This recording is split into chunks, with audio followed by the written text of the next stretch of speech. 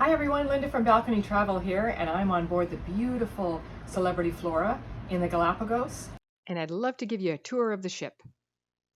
The Flora has a dynamic positioning system that enables the ship to stay on station without the use of anchors to help protect the seas. Here is an overview look of the Marina Deck. We're going to start from there and work our way up. This area is called Darwin's Cove.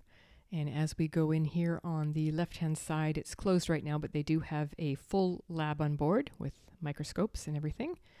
And on the right-hand side is the Naturalist's Lounge.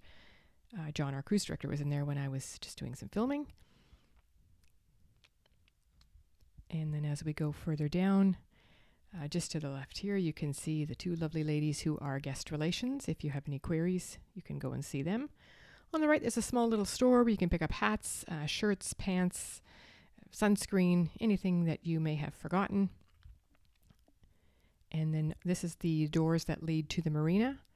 They're just doing some cleaning out there, so I'm not going to go out there right now, but this is where we would pick up our towels for the day and head out onto the Zodiacs.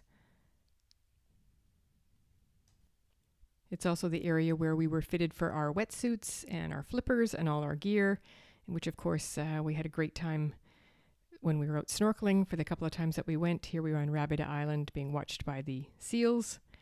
As I mentioned, the marina area was also where we got on and off the Zodiacs, and we came back from snorkeling. This was the area that we had to rinse off our gear and scrub the bottom of our shoes. There was also kayaking excursions that we did too. We'll go up a deck now and you can see the lounge and restaurant area. This is the Discovery Lounge, where we would gather every night to have a sort of an excursion talk of what was going to be happening the day before. They have a huge big screen that they would project anything on there that we needed to look at. And on the right-hand side was usually where the naturalists would be, and they would take our excursion choices because sometimes there was quite a few that were offered. Let's listen to part of our welcome. Actually let you enjoy the Galapagos Islands at any time. But during the evenings, during the nights, we are going to ask you, please dim your lights as much as possible, or if you don't need them, turn them off. Why is that? We turn into a giant star, and birds, especially, or insects can get into your room, but birds can crash on the ship. So we don't want them to be, we don't want to cause any impact, bad impact on the nature of it here. At the back of the Discovery Lounge is called the Sunset Lounge, and they have a small pool area in the corner with some nice lounge chairs to sit at. Across from the Discovery Lounge is the Seaside Restaurant. This is the main restaurant that serves breakfast, lunch, and dinner. It's beautiful and bright and airy, lots of windows, so it was, never felt squished. Tables for 2, 4, 6, 8, whatever the configuration you were looking for. The buffet was in the back corner. They had a buffet for breakfast and lunch, and then, of course, a multi-course meal for dinner. Here is a picture of the buffet when it was open. It was great. One thing I really liked was that the entrance to the restaurant was a hand washing station, so you didn't have to use the sanitizer all the time.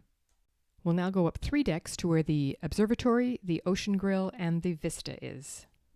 Here's the ocean grill, and there were some tables that were covered, and then of course some that were on the outside. It was a beautiful area to come up. You could have lunch here, snacks, drinks, and if for dinner, you had to make a reservation, so then they knew how many people were coming up, and they only staffed it if somebody was going to eat up there. But we did that a couple of times, and the stars were out, so we ate under the stars, and it was just a beautiful, memorable evening. And during the day, people would be out here just sitting on the couches or sitting on the chairs there and just watching, other ships go by or, looking for whales, and it was just a great area to be up and sitting at. As we headed towards the back to the Vista area, you can see all the colorful murals that were painted along the side. It was really nice to look at and very well done. On the right-hand side here was the area if you wanted to go glamping. So you could come out and sleep under the stars or sleep outside. And it was, I don't think anybody did it when we were there. The weather probably wasn't quite warm enough. Off to the right again, or off to the left was just another, open area to sit. Lots of areas for people to to be spread out, so you never felt crowded. On the right here again was the private dining area. If you did the glamping, you got to have your breakfast served right there, looking out over the water. And then just walking along here, there was a hot tub area at the back. People use that quite a few times. It was just, a nice place to sit and relax, and again look out over the water. Everything's sort of geared to be outside, and it's just beautiful views. Couldn't you just picture yourself sitting in the warm sunshine, coming up the steps and going into the hot tub and looking out over the horizon, just watching the day go by? Is just wonderful. In front of the Ocean Grill was the area called the Observatory. It was also used as sort of a library. They had all kinds of reference books in there about Galapagos and the area, and you could, just sit and read and enjoy the view out of the floor-to-ceiling windows. And it was nice and warm in there, and it was just a great place to kind of curl up and do some reading.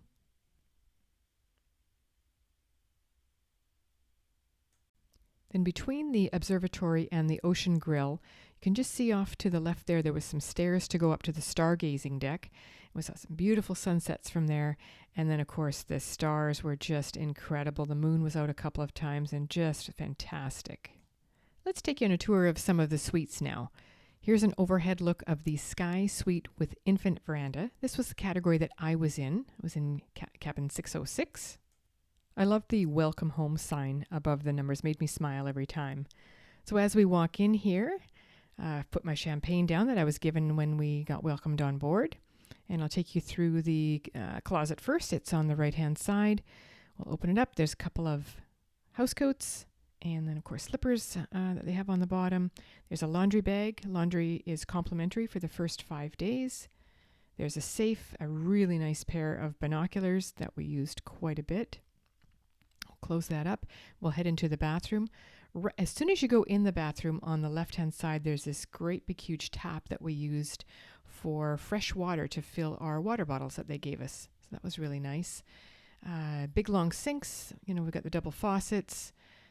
Beautiful shower. Oh my gosh, it was amazing with the rockery work in there. Shampoo, conditioner, gel, all of that was provided. As we come back out, there's a lot more storage area for clothes and everything. And now we come back into the main part. There's the desk. There's some little treats that they had given us to, again, welcome us on board. Couch. You can have your bed in a twin, configure it 2 twins, or then put them together for 1 queen. You can see the infinite veranda. So your chairs are inside your room. And then here's the button that you push. And that opens up the veranda.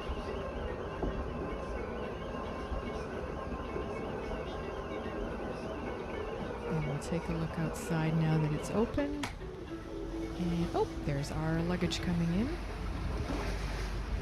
But it's great, nice big expansive view, of course. We sat there a lot, enjoying it being open. 2 minor things that I didn't like about the room. One was the lack of plugs. There's only one on one side of the bed, and this was the other by the desk. And I don't know about you, but I travel with a lot of devices that need to be plugged in. The other was the bathroom. I get that they wanted to give you a view from the bathroom, but because it was opaque, if somebody got up in the middle of the night and turned the light on, it lit up the whole room. Plus, if you were traveling with a friend, well, it was you could see right through into it. They also had some great TVs in the room. We mostly used it for catching up on maps in the area and the day-to-day itinerary summaries. Here's an overview of the Sky Suite with veranda. It was very similar to the one that I was in, except for, of course, the veranda is on the outside, past the sliding glass doors. So it did make the room a little bit smaller, but then you, of course, did have the exterior balcony. Here's a look from the outside of the ship, so you can really see which ones had the exterior verandas and which one had the infinite verandas. The premium Sky Suite with infinite veranda had a different layout where the bathroom was on the side rather than in behind. This gave you a full water view from the bathroom, plus it also had a bathtub in their bathrooms. There are 2 royal suites, which are, of course, bigger cabins with bigger balconies. And then I got to tour the penthouse suites. There's 2 of those. They take up the full back of the ship, one on deck 5, one on deck 6. I'll start off with the bedroom on the right-hand side, a full separate bedroom area. And then they've got a dining room table and a full wraparound balcony that comes around the side. And there's a sitting area, of course, with the couches and a full bar area. It's just beautiful. Stunning views from the back. The TV folds down and folds back up so you don't get in your way of your view. And a bathroom that you could hold a small party in. Here's a picture I took from the marina looking up. You can see how the penthouse suite takes up the entire back of the ship there. We had a great meet and greet with the captain and his crew one day, and although they couldn't take us into the bridge for a tour, they actually did a video tour of the bridge for us, of the instrumentation. That was very interesting. They showed us behind the scenes. If you would like to see my full Galapagos video, shows all the birds and the marine life that we got to see, I will put a link to it at the end of this video that will take you to it. Well, I hope you enjoyed your ship tour, and if I can help you with the trip to the Galapagos or any other cruise, please feel free to give me a call to Linda at Balcony Travel, or please feel free to visit my website. Thanks, and may today be your day to travel.